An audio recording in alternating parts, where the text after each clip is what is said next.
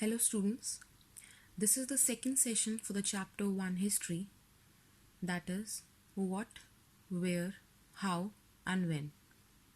In the previous session, I took up the four topics, that is what is history, why do we study history, how do we study history and dates in history. And now in this session, we will talk about the next four topics, that includes the geographical framework of India, traveling and its importance, terms used for Indian subcontinent, and sources of history. So let's begin with the first one, that is the geographical framework of India. Now humans always move from one place to another, and this movement generally takes place from hostile environment to more favorable environment.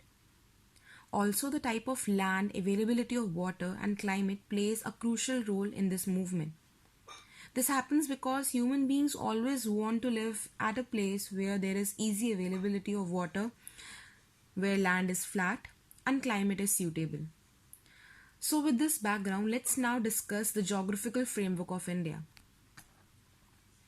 The first feature here talks about the Indo-Gangetic Plains. Here if you see in the picture shown, the green shaded part depicts the Indo-Gangetic Plains here. These plains are flat land which is drained by river Ganga. Here the land is really fertile. Now fertile land means it is suitable for cultivation of crops. So in past, because this land was very fertile, many people started settling in this region and many kingdoms emerged here. So population has always been high in the plains. Now talking about the second type of geographical framework, that is the Southern Peninsula. Peninsula means a land which is covered by three water bodies. So here if you see the picture, this is the southern part of India which is shown here and is covered with three water bodies, that is Arabian Sea from the left, Bay of Bengal from right and the Indian Ocean from the bottom. So this part of India is known as Southern Peninsula, which was further divided into smaller regions by mountains, plateaus and river valleys. Now talking about the third geographical framework, which is the Great Himalayas. Have a look at the picture carefully. The Himalayan mountains are highlighted with black bold alphabets. These great Himalayas in the north acted as a barrier between India and Central Asia, and people used passes in the mountains as route of contacts. Now the next topic is the type of traveling. Now children, if you talk about traveling, it can be of two types. One is active, the other one is passive. Now active traveling, it is the one where we not only look around the place but also study their culture and learn something from it. So learning while traveling is active traveling. However, on the other hand, passive traveling is one in which we just visit different places and enjoy ourselves without engaging with their culture. So in passive traveling, our main idea is not learning or gaining knowledge about something, but we only focus on traveling. Now the question arises, why traveling is so important? So the answer is, because through traveling, when we meet various people, we get to know about their culture, climate, lifestyles, customs, and practices about other countries.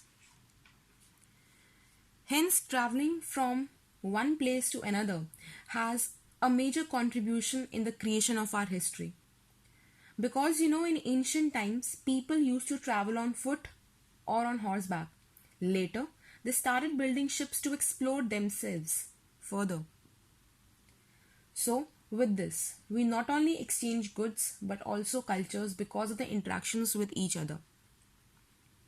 Now, the next topic is terms used for Indian subcontinent. Now, here I want to tell you the meaning of subcontinent first. South Asia is often called as a subcontinent, which includes the present countries of India, Pakistan, Bangladesh, Nepal, Bhutan and Sri Lanka.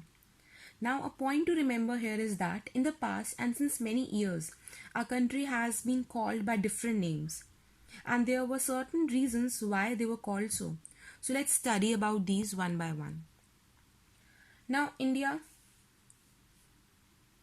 is called India because the term India has been derived from the term Indoi, which is a Greek word, and the meaning of this word is the region beyond the river Indus. Look at the picture carefully here. The Indus river shown using blue colored line. So the region beyond this river Indus came to be known as India. Secondly, we also call India as Bharat. This name Bharat is derived from the name of King Bharata, who was a son of Dushyant and Shakuntala. These were legendary rulers who were mentioned in Mahabharata. And we can say King Bharata is also the ancestors of Kauravas and Pandavas. And third one is Hindustan. The Persian word Hindustan is derived from the word Hindu. Hindu is a Persian word for river Sindhu, which is river Indus. Thus, Hindustan again means land beyond Indus. Now, Hindustan became a commonly used term to refer to Mughal Empire, mostly used for northern part of India. Thank you so much. This was all for today.